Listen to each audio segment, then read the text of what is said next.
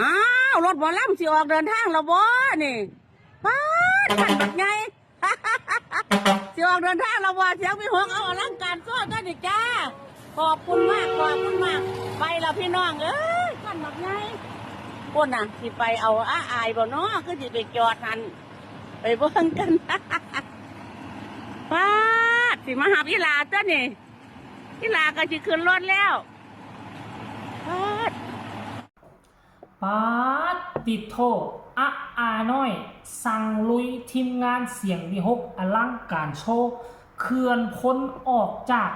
บอนเก็บเมียนรถมุ่งหน้าสู่งานทีขอนแก่นทุกขั้นผ่านบ้านอาอายพร้อมบีบแต่เป๊กๆเป็นสัญญาณเตือนว่ากายบ้านบอสน้อยอาอายแล้วเด้อทักทายสบายดี FC แฟนคลับมาพบมาพ่อกันช่วงค่อยคำยามแรงแต่เวนกำลังจะตกผ่านหน่วยภูความห้อนบั่นเทาลงไปความเย็นกำลังจะเข้ามาจบคลิปนี้แล้วค่อยก็จะไปเกลือเป็ดเกลือไก่เบิงฟาร์มกอกฟาร์มกบทานผู้ชม FC แฟนคลับมาพบมาพ่อกันคลิปนี้เป็นเรื่องเล่าข้อมูลข่าวสารขบวนรถคนงานขบวนรถหมอลำของวงเสียงวิหกได้ออกไปทำการแสดงในค่ำคืนนี้ทานผู้ชมอยู่ที่ขอนแก่นแต่สิ่งที่น่าภาคภูมิใจสิ่งที่น่าประหลาดใจนั่นก็คือขบวนรถเกือบทุกคันรถเมล์นะรถทัวร์ไม่ว่าจะเป็นของแดนเซอร์ศิลปินคอนวอยขี่รถผ่านบ้านน้องอาอายเกือบทุกคันเฮาก็จะได้เห็นการร่วมไม้ร่วมมือของพ่อแม่คนในชุมชนและรถหมอลำทานผู้ชมบางคนก็จับมือถอกมือถือเข้ามาบันทึกคลิปเพื่อเอาไปลงคลิปเดียวเพื่อเอาลงไปลงต่อเห็นกล้องแล้วก็บีบแกเป็นสัญญาณเตือนกันโป๊กเป๊กบางคันก็จอดที่เงินน้องอาอายรถเมล์ผ่านไปรถตู้ก็เข้ามาเนาะรถตู้ก็มาจอดฮับเอาบอสน้อยอยู่ที่เฮือนของตนเองก็พากันคนเข้าคนคลองขึ้นรถตู้แล้วก็ออกเดินทางไปก็มาเป็นสัญญาณเตือนห้องใส่กัน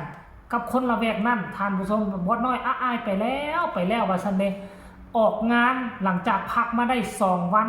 อายก็ยังเดินทางด้วยตนเองคือเก่าบ่เห็นมีทั้งญาลำมานำคือเก่าทานผู้ชมเนาะแล้วก็เห็นแวบเดียวผ่านไปก็เห็นคลิปเขาเจ้าทายอัปเดตบอสน้อยอายไปฮอดงานที่ขอนแก่นเป็นที่เรียบร้อยแล้วที่แรกค่อยก็ตกอกตกใจโอ้บ่มีรถบ้านแล้วอายน่ะบ่เอารถบ้านไปว่าซั่นเด้ปกติเนาะรถบ้านจะต้องไปติดพวงกับรถตู้แต่ว่ามื้อนี้เห็นรถตู้มารับอายแต่ว่าบ่เห็นรถบ้านเลยหลังจากที่ไปฮอดหน้างานเห็นคลิปออกมาอุ่นใจแล้วจักหน่อยนึงเพราะว่ารถบ้านมีคนแก่เอาไปเรียบร้อยไปท่าอยู่หน้างานแต่ว่าเพิ่นบ่นอนรถบ้านเด้เพิ่นอยากนอนสวยเด้อยากนอนพักผ่อนบ่ยอมนอนรถบ้านไปนอนอยู่ที่รถตู้เปิดประตูออกแล้วก็นอนอยู่ที่รถตู้หอบเครื่องหอบของบางกี้นี่เห็นคลิปลุดออกมาตั้งแต่ตอนออกบ้านแล้วก็จนไปฮอดหน้างานเรื่องราวมันจะเป็นแนวใดอยากให้ทุกคนไปเห็นกับตาว่ามันจะเป็นคือค่อยเว้าหรือบ่ไปส้มคลิปนี้พร้อมๆกันเลยทานผู้ชมอ้าวรถบอลล่ำสิออกเดินทางแล้วบ่นี่ป้าขันแบบไงสิออกเดินทางแล้วบ่เสียงพี่หงเอาอลังการโซ่กันดิจ้าขอบคุณมากไปแล้วพี่น้องเอ้ยขันแบบไงคนน่ะสิไปเอาอายบ่เนาะคือสิไปจอดหันไปเบิ่งกันป้าสิมาหาอีหลาจ้ะนี่อีหลาก็สิขึ้นรถแล้วป้าอีหลาสิขึ้นขั้นไหนเนาะกับแม่บีไป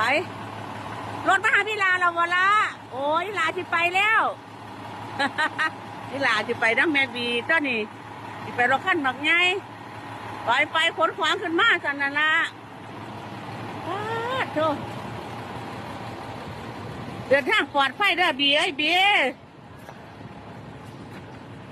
โอ้ขั้นนี้ลาขี้กับบี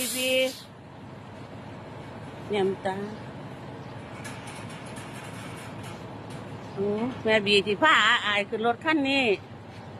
ไป ไปเดินทางปลอดภัยเด้อล่ะเด้อไปบีเอาไม่เอามาลุงตุ้งนั่งหลายอย่างแท่นั้นไปบีไป หุ้ยมาหาไปอีหลาอยู่เฮียนตัวนี้แม่ไปลาเดินทางปลอดภัยเด้อล่ะเด้อที่เดินออกเดินทางตัวนี้ก็แม่บีกำลังขนของขึ้นรถรถอีหลาป้าดขนของขึ้นรถรถอีหลาสิไปแต่เศร้าแต่ลามื้อนี้โอ้รถมาหาบรถตู้มาหาบสิเก็บของขึ้นรถเราบ่ลาเดินทางปลอดภัยเด้ออายเอ้ยกับแม่บีจ้า ไอ้บ๊ายบายบ๊ายบายแม่มาลำหน่อยเร็ว เขาบ่ทันไป เดี๋ยว จ้าขอบคุณได้ออีหลาเด้อขอบคุณมากขอบคุณไปรถมาหาบอีหลาเหรอบ่เสียงวีหกนกพงจากก่อนไปเดินทางปลอดภัยเด้อหลาเด้อ แก่แล้วพี่มันหนาว จ้าขอบคุณมากขอบคุณมากไปแล้วอีหลาพี่น้องเอ้ยออกเดินทางแต่เช้าบ่ละจ้า พี่น้อยนอนมาท่านอิ่มอยู่ไปบอกกันตาหนัว เปิดรถตู้ให้นอนนี่ตัวลงรถบาทประงอแง่ไปบอกตาหนัวเปิดรถตู้ให้นอน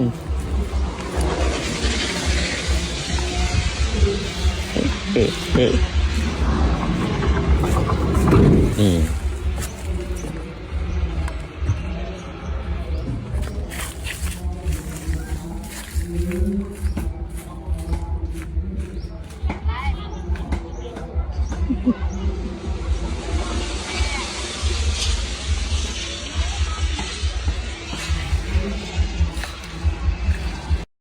อะไรไม่ นี่แหละท่านผู้ชม FC แฟนคลับเฮาเห็นความสามัคคีเฮาเห็นความเป็นน้ำหนึ่งใจเดียวกัน ระหว่างคนในชุมชนและก็องค์กรของหมอลำซึ่งบอสนกพงศกรเราสร้างวงหมอลำขึ้นมานี่เราก็ได้รับการสนับสนุนแล้วก็อุปถัมภ์ช่วยเหลือจากคนในชุมชนจนกลายเป็นวงหมอลำประจำจังหวัดไปแล้วปัจจุบันนี้นะเนาะอยู่น้ำกันแบบพี่แบบน้องเพราะว่าเจ้าองค์กรหมอลำแล้วก็คนในชุมชนอายมาอยู่นี่เขาก็ฮักเขาก็หอมโอ้ยเห็นแล้วก็อบอุ่นใจจะหาวงหมอลำใดเนาะที่จะโชคดีคือกับวงหมอลำเสียงวีหกอันนี้คือการเคลื่อนไหวคร่าวๆของ